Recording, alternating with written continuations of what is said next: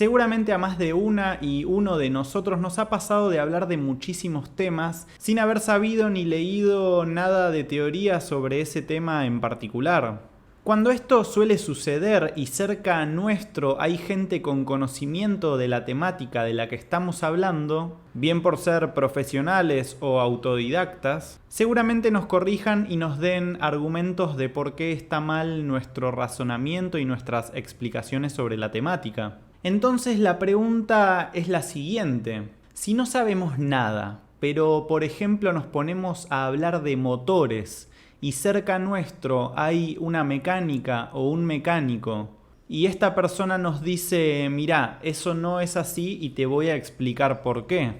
¿esa persona entraría en la categoría de policía del conocimiento respecto de esa temática? Y si no sabemos nada sobre componer música y nos ponemos a hablar y otra vez cerca nuestro hay una persona que es música y que nos dice, mirá, esto no es así y déjame que te explique por qué, ¿esa persona entraría en la categoría de policía del conocimiento respecto de ese tema? Y si tampoco sabemos nada y nos ponemos a hablar de derechos humanos, por ejemplo, y se nos acerca una persona y nos dice, mirá, lo que estás diciendo es incorrecto y te puedo explicar por qué, ¿a esa persona le diríamos que es algo así como una policía del conocimiento respecto de esa temática? Y si otra vez no sabemos nada, pero nos ponemos a hablar de, por ejemplo, derechos animales, y una persona que estudió los derechos animales viene y nos comenta de que lo que estamos diciendo no es así y que nos va a explicar por qué, ¿esa persona es una persona que podría catalogarse como la policía de los derechos animales? Y si, habiendo estudiado el veganismo, nos encontramos con una persona que está dando una información incorrecta o equivocada sobre lo que realmente es y la corregimos, ¿pasamos a ser la policía vegana? Bueno, perdón por tantos ejemplos, yo ya sé que ustedes seguramente sabían a lo que quería llegar. Y con todo esto explicado, vamos a pasar a leer un texto que realmente considero grandioso y vamos también a inaugurar un nuevo segmento, por lo tanto una nueva lista de reproducción referida exclusivamente a investigar qué difunden sobre todo las grandes organizaciones hegemónicas que pareciera que son veganas y después nos terminamos dando cuenta de que no lo son. Pero primero y ante todo la teoría y luego sí pasaremos a episodios en los que vamos a poner esto en práctica. Y vamos con este texto que se llama La policía vegana versus las teorías ladronas del movimiento, que arranca de la siguiente manera. Si se asegura que existe una policía vegana, entonces se supone es porque reconocen que hay corrientes teóricas que se han apropiado de lo que se ha insistido en llamar el movimiento por los derechos animales. En ocasiones sucede que ante la desinformación que existe en los grupos animalistas en redes sociales, algún vegano en base a información y reflexión sobre los conceptos desde la cuestión ética e incluso eficaz, haga algún apunte hacia las acciones e ideas de quienes difunden actos e ideas erróneas, ideas que hacen ver al veganismo como algo distinto para lo que tiene su razón de ser, es decir, una cuestión simplemente de no explotar a los demás animales por respeto a su valor intrínseco. Y cuando sucede esto, se viene una horda de animalistas que por lo general son bienestaristas o neobienestaristas que buscan censurar las observaciones de estos veganos que intentan corregir errores conceptuales o hacer ver por qué algunas acciones no van acorde con la finalidad del veganismo, que es la emancipación de los animales de la dominación humana, y se les califica de policía vegana, como una forma de ridiculizarles y exigirles que se callen. Una falacia ad hominem en toda la regla. Esta es una situación que me parece curiosa, dice Torres, por decir lo menos, ya que no es común ver que, por ejemplo, alguien llame a un defensor de los derechos humanos policía de los derechos humanos, por defender en un recto sentido los derechos humanos. Esto, por ejemplo, suele suceder cuando un bienestarista o neobienestarista promueve el vegetarianismo como entrada hacia el veganismo y cuando se le hace ver el error, este alega que cuestionar eso aleja a los no veganos. Aquí valdría plantearse acerca de qué se aleja a los no veganos, y a qué se acerca al promoverles la simple reducción del consumo de sustancias de origen animal. Que un día esa gente realmente decida dejar de participar en todo tipo de explotación animal debido a reconocer el valor inherente de los demás animales, no es porque hayan entrado al veganismo a través del reducitarianismo, sino porque finalmente consideraron que no era justo utilizarlos para nuestros fines. Esto lo pueden hacer sin necesidad de pasar por el reducitarianismo. Además, el reducitarianismo está siempre ligado a lo que es la alimentación.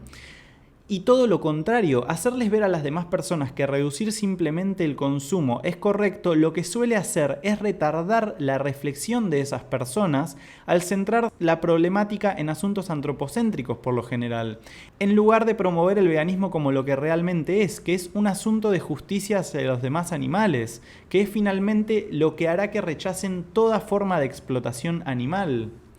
Lo anterior es igualmente aplicable para el caso de usar como argumento al medio ambiente, la salud o cualquier otra cuestión no enfocada en la justicia hacia los demás animales.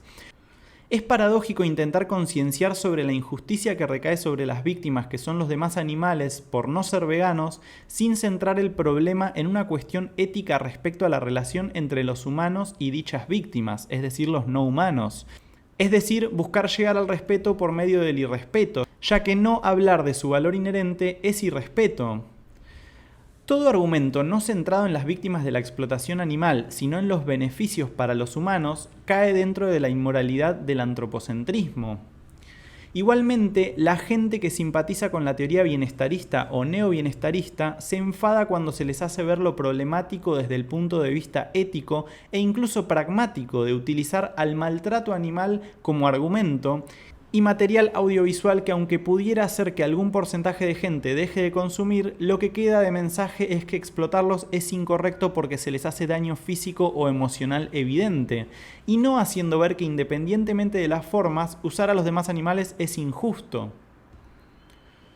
Lo que parece haber en la gente que acepta las teorías bienestaristas y neobienestaristas es una desesperación por hacer cualquier cosa, sin sentarse a reflexionar seriamente, ni tener autocrítica, ni aceptar la crítica, creyendo que hacer cualquier cosa es válido, haciendo suyo el dogma del todo suma, gracias al cual la explotación animal ha perdurado durante 200 años y posiblemente se prolongue más si la gente no se informa primero en el veganismo y derechos animales para poderlo difundir correctamente.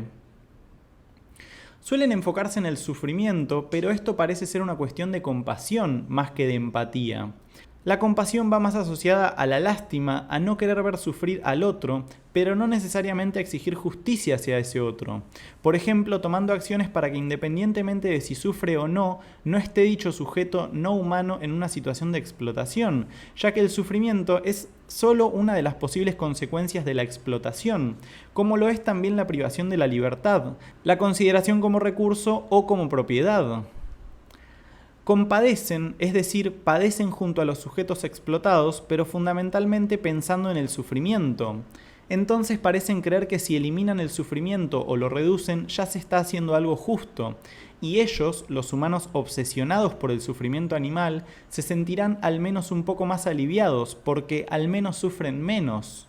Pero ellos quizás también tomen esa actitud a la defensiva cuando se les cuestiona su activismo, ya que quieren dejar de sufrir al tiempo que piensan que lo hacen los animales no humanos que están siendo sometidos a violencia explícita.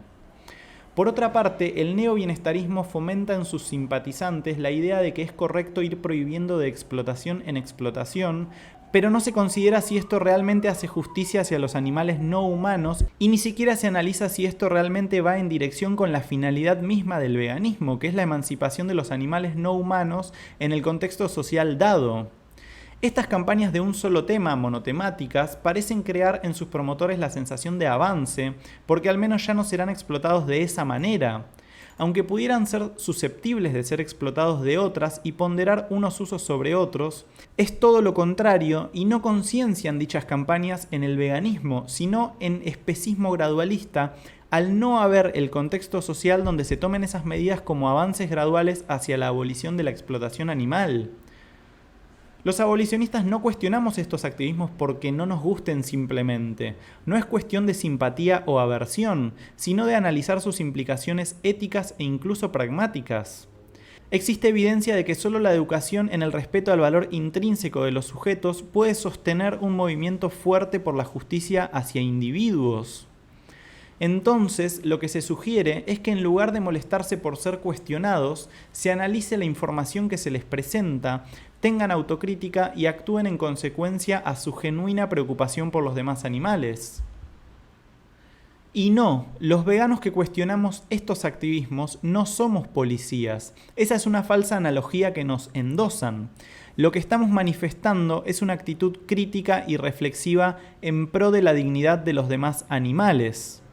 No hago apología, dice Luis Torres, a la institución denominada policía, sino que solamente me basé en cuestionar dicha analogía, ya que es eso a lo que hacen referencia algunos animalistas. Y con esto finalizamos este breve texto que me parece esencial.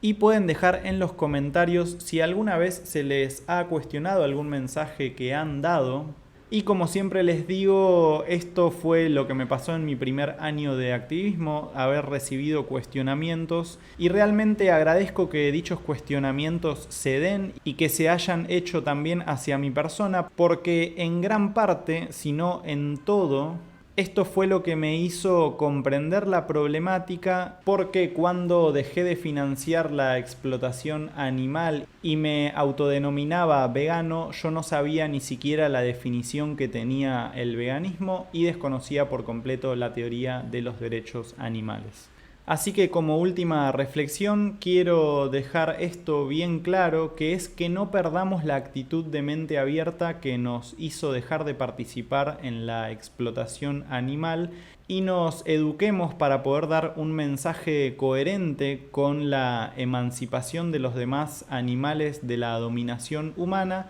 Y para eso, cuando recibimos una crítica, tenemos que tomarla de la manera más abierta posible,